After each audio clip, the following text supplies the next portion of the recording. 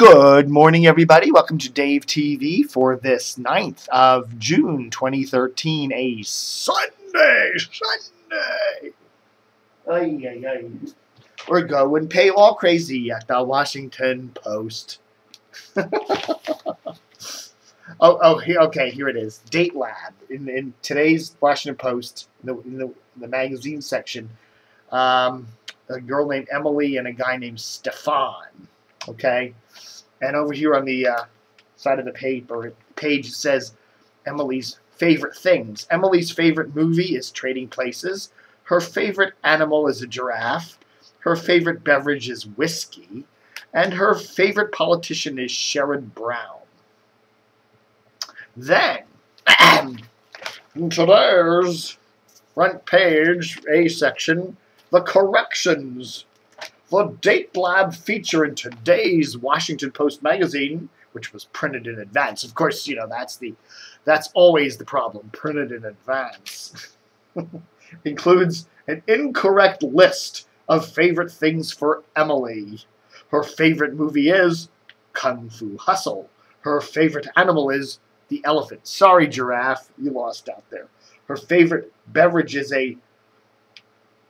I don't know. I never drink this. Michelada. I don't know what that is. And her favorite politician is Mary Teresa Norton. Favorite politician is Mary Teresa Norton. Never heard of her. But anyhow, that's the correction. We stand by our corrections.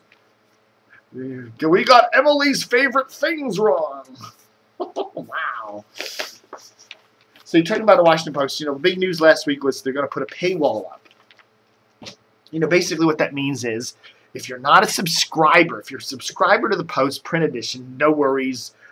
Everything will be the same as always. But if you don't subscribe to the print edition and you use the Washington Post website a lot, okay, it's not just the occasional going to an article or clicking on a link from Drudge or some other place. If you go to the site, you know, look at Dan Steinberg and then flip over to Eric Temple Wemple and, you know, do a whole bunch of stuff like that.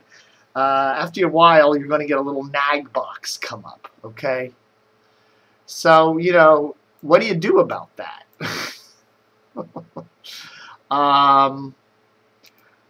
Several things you can do about that. Either just pay up, or the other thing you can do about that is there are a bunch of little tricks you can do about that. Now, I'm here on the Baltimore Sun's website, and I'm accessing David Zurawik. Oh, see, now I can't see where I'm going. Let's see. Pull this up, move this over here, move this over here, There we go. Okay, so I just accessed the Baltimore Sun's website with no pay nag at all. For some reason, it just doesn't seem to care that I'm there. So I'm looking at, okay, wow, look at this. One whole comment for David Zurwick's Scott Pelley thing, and one whole comment for WBAL and winning Ravens Monday Night Football, and 4 whole comments for Game of Thrones. Wow, he's, you know, I guess they're figuring David Zurwick's website traffic is so bad that they're letting people go to his part of the site for free. I don't know. But oftentimes you get like a little nag box that comes up and says, hey, you better pay. Well, there's a couple things you can do. One of them is, you see this thing here, the refresh thing? If that nag box comes up, you hit the refresh button, and then the refresh button will turn into a stop load button. Or you'll have a separate stop load little X button or something like that, meaning don't continue to load the page. So as soon as the page starts reloading, hit the stop load button before the whole page loads, and very frequently you'll stop that little nag box. Okay? So for some reason I'm not getting the little nag boxes. I'm just seeing if I can get the little nag box to come up today. Is it coming up? You know, no, it isn't. So sometimes they just don't do it. But anyhow, if the nag box came up, you hit the reload button real quick or hit the F5 refresh key. Page will reload, but that nag box comes up at the very end. So right before it ends, hit the stop page load button, which this will, on this Microsoft 10 browser or Internet Explorer, it'll turn into that.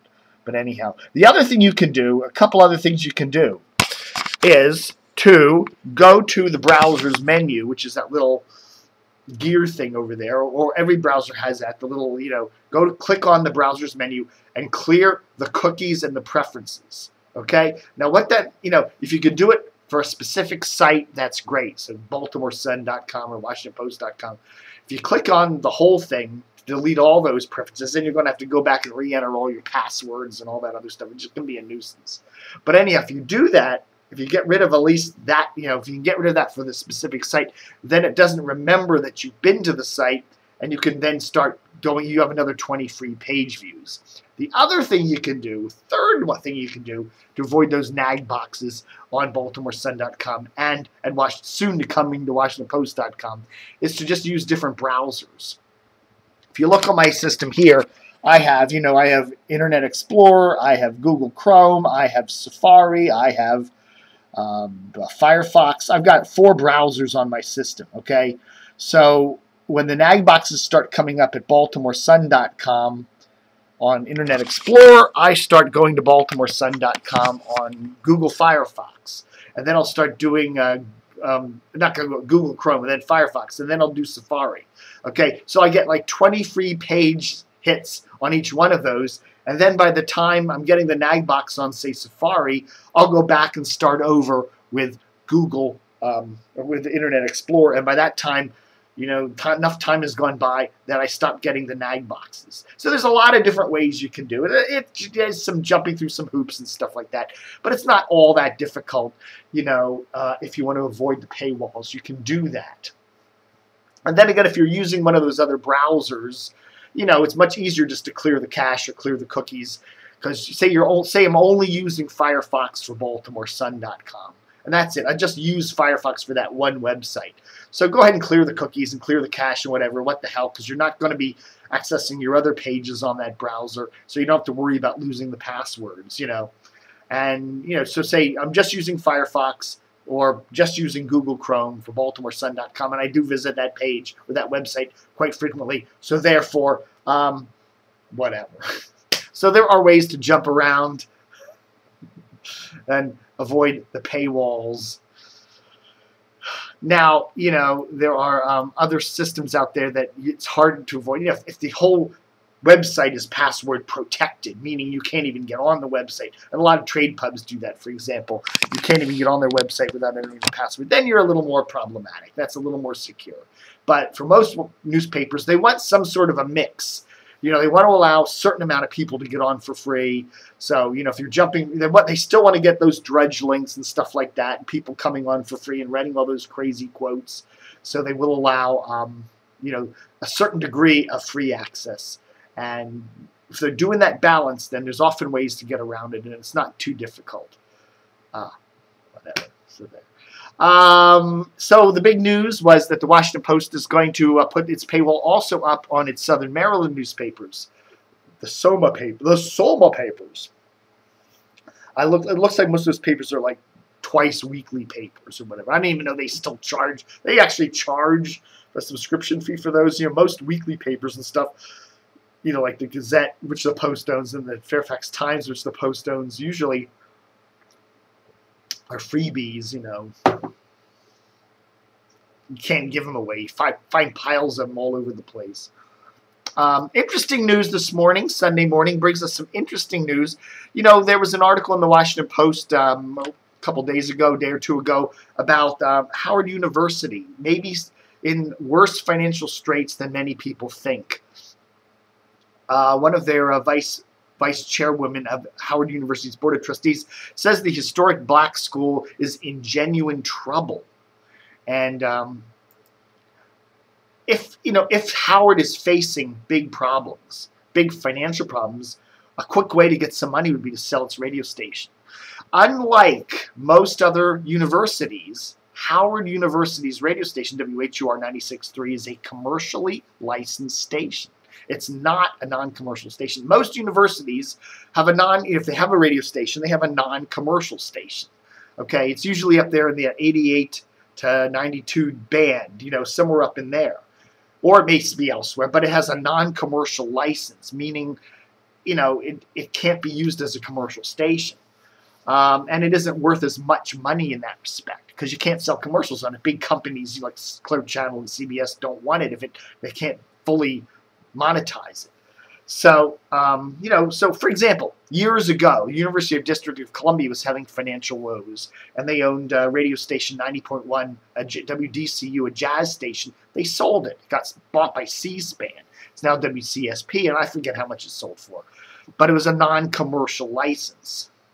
And if it was, and Howard, for some reason, well, we know why. Howard University got its radio station 40-some years ago as a donation from the Washington Post. Washington Post used to own 2 radio stations in Washington, 1500 and 96.3, both WTOP call letters. They had WTOP television, Channel 9. And they sold, there was a lot of pressure back then. The FCC was looking at breaking up newspaper, radio station,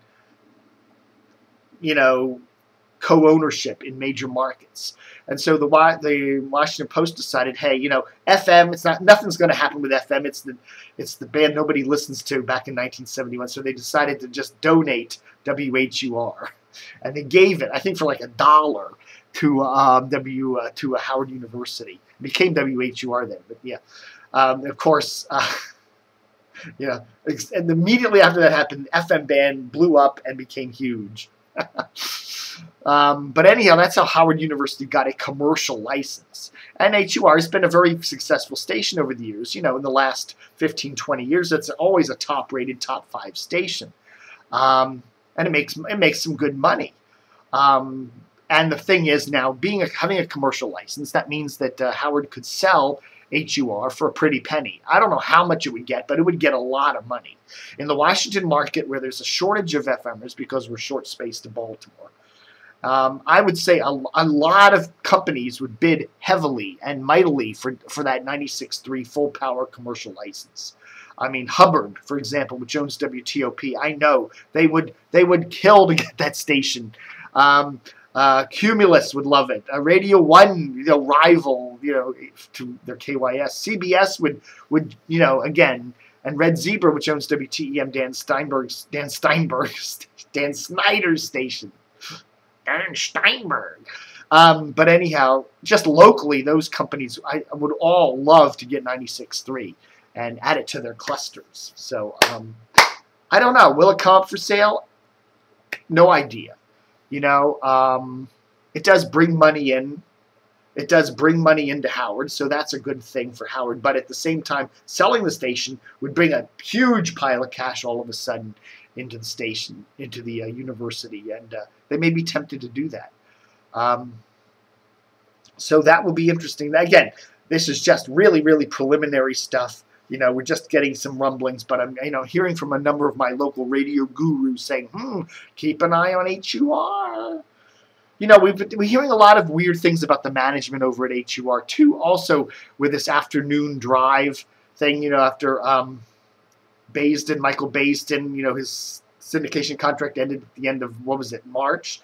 And they really haven't been able to pick a new afternoon show for that station. They're still doing this Washington's Next Big Radio Voice thingy contest that's going on for like 3 months now. So, which tends to make you think, why are they doing that? Because the management of the station just can't sit down and make a decision, and it looks like they've got some kind of management weirdo things going on there, so who knows what. But that's the next big thing coming up, so it'll be interesting to see if HUR gets put on the market. If it does, it's going to be a big story in the radio market. Be interesting. Again, you can speculate who could do, put WNEW on that.